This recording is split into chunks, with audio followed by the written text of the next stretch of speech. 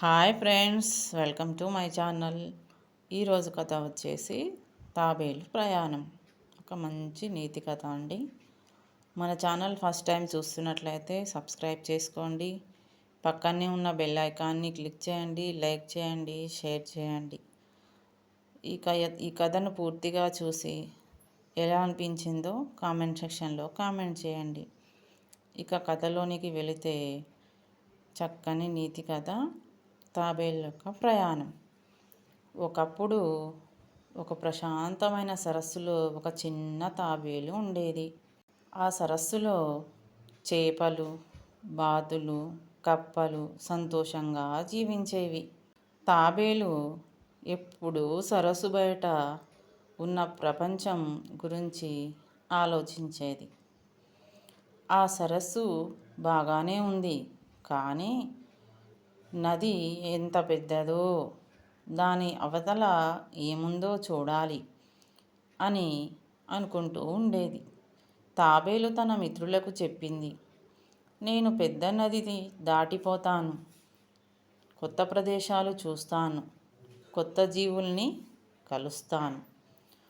చేపలు నవ్వుతూ, నీ నడక ఎంత నెమ్మదిగా ఉంటుంది, నువ్వు నది దాటగలవా అని ప్రశ్నించాయి. కానీ తాబేలు ధైర్యంగా, నెమ్మదిగా అయినా నేను చేరుతాను అంది. ఒక ఉదయం సూర్యోదయం సమయంలో తాబేలు నది వైపు బయలుదేరింది. దారిలో పచ్చిక పొలాలు, రంగురంగుల పూలు కనిపించాయి.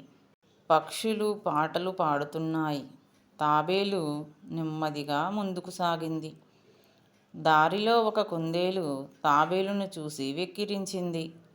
అయ్యో, నీ నడక చూసి నవ్వే వస్తుంది, నువ్వు ఎప్పటికీ నది చేరవు అని అన్నది. కానీ తాబేలు ఓర్పుతో, నువ్వు వేగంగా పరిగెడతావు, కానీ నేను ఆగకుండా ముందుకు సాగుతాను, ఏదో ఒకరోజు నేను చేరుతాను అంది. మార్గ మధ్యలో ఒక పెద్ద గద్ద పైనుంచి ఎగురుతూ తాబేలును ఎత్తుకుపోవాలని ప్రయత్నించింది. తాబేలు వెంటనే తన గట్టి శంఖంలో దాగేసింది. గద్ద విసిగిపోయి ఎగిరిపోయింది. తాబేలు మళ్ళీ ముందుకు సాగింది.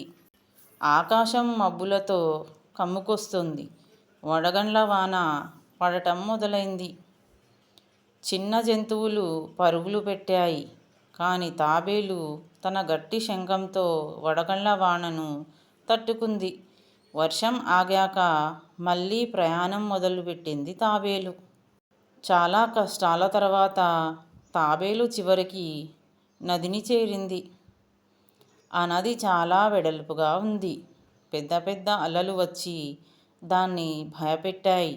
కానీ తాబేలు ధైర్యంగా నీటిలోకి దిగింది.